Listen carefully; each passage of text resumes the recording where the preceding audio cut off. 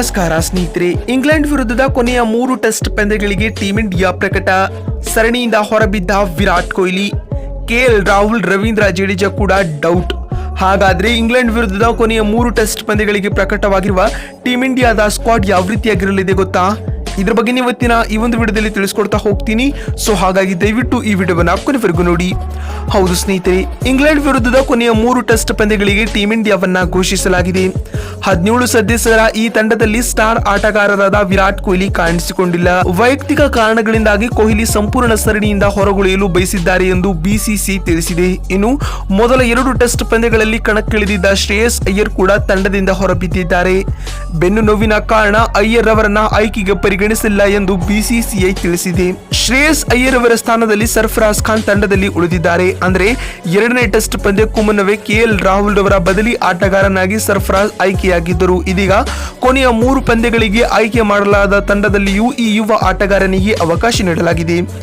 England ವಿರುದ್ಧದ 2ನೇ test ಪಂದ್ಯದಿಂದ ಹೊರಗುಳಿದಿದ್ದ KL Rahul ಹಾಗೂ ರವೀಂದ್ರ ಜಡೇಜಾ ಸದ್ಯ ನ್ಯಾಷನಲ್ ಕ್ರಿಕೆಟ್ ಅಕಾಡೆಮಿಯಲ್ಲಿ ಚಿಕಿತ್ಸೆ ಪಡೆಯುತ್ತಿದ್ದಾರೆ. ಇದ್ಯಾಗೂ ಇಬ್ಬರನ್ನ ಮುಂಬರುವ ಪಂದ್ಯಗಳಿಗೆ ಆಯ್ಕೆ ಮಾಡಲಾಗಿದೆ. ಆದರೆ ಫಿಟ್ನೆಸ್ ಕ್ಲಿಯರೆನ್ಸ್ ಪಡೆದರೆ ಮಾತ್ರ ಜಡೇಜಾ ಹಾಗೂ ರಾಹುಲ್ ತಂಡವನ್ನ ಕೂಡಿಕೊಳ್ಳಲಿದ್ದಾರೆ. ಹೀಗಾಗಿ ಈ ಇಬ್ಬರು ಸ್ಟಾರ್ ಆಟಗಾರರು 3ನೇ ಪಂದ್ಯದಲ್ಲಿ ಕಣಕ್ಕಿಳಿಯುವುದು ಅನುಮಾನ ಎನ್ನಲಾಗಿದೆ. ಕೊನೆಯ 3 ಟೆಸ್ಟ್ ಪಂದ್ಯಗಳಿಗೂ ವಿಕೆಟ್ ಕೀಪರ್ ಗಳಾಗಿ ಕೆಎಸ್ ಭರತ್ ಹಾಗೂ ಧ್ರುವ ಜುರೇಲ್ ರನ್ನ ಆಯ್ಕೆ ಮಾಡಲಾಗಿದೆ. ಮೊದಲ 2 ಟೆಸ್ಟ್ ಪಂದ್ಯಗಳಲ್ಲಿ ವೈಫಲ್ಯ ಹೊಂದಿರುವ ಕೆಎಸ್ ಭರತ್ ರವರನ್ನ ಮತ್ತೆ ತಂಡದಲ್ಲಿ ಉಳಿಸಿಕೊಳ್ಳಲಾಗಿದೆ. ಅತ್ತ ಮೊದಲ 2 ಪಂದ್ಯಗಳಲ್ಲಿ ಟೀಂ ಇಂಡಿಯಾ ತಂಡದ ಪರ ಬೆಂಚ್ ಕಾದಿದ್ದ ಧ್ರುವ ಜುರೇಲ್ ರವರನ್ನ 2ನೇ ವಿಕೆಟ್ ಕೀಪರ್ ಆಗಿ ಆಯ್ಕೆ ಮಾಡಲಾಗಿದೆ.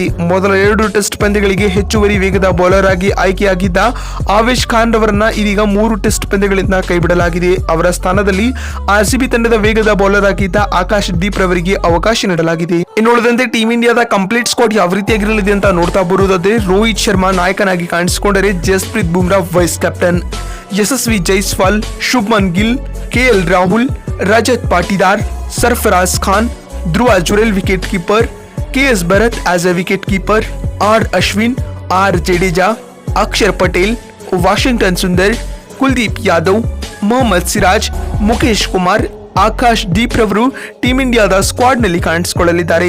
ಬಂಧುಗಳೇ, ನಿಮ್ಮ ಪ್ರಕಾರ ಭಾರತ ಹಾಗೂ ಇಂಗ್ಲೆಂಡ್ ನಡುವಿನ 5 ಪಂದ್ಯಗಳ ಟೆಸ್ಟ್ ಸರಣಿಯನ್ನ ಟೀಂ ಇಂಡಿಯಾ ಗೆಲ್ಲಬಹುದಾ ಅಥವಾ ಇಲ್ಲವಾ ಎನ್ನುವುದನ್ನ ಕಾಮೆಂಟ್ ಮಾಡುವ ಮೂಲಕ ತಪ್ಪದೇ ತಿಳಿಸಿ. ವಿಡಿಯೋವನ್ನ ಇಲ್ಲಿವರೆಗೂ ನೋಡಿದ್ದಕ್ಕಾಗಿ ಧನ್ಯವಾದಗಳು. ಮತ್ತೊಂದು ವಿಡಿಯೋದಲ್ಲಿ ಸಿಗ್ತೀನಿ. ಅಲ್ಲಿವರೆಗೂ ನಮಸ್ಕಾರ. ಧನ್ಯವಾದಗಳು ಸ್ನೇಹಿತರೆ.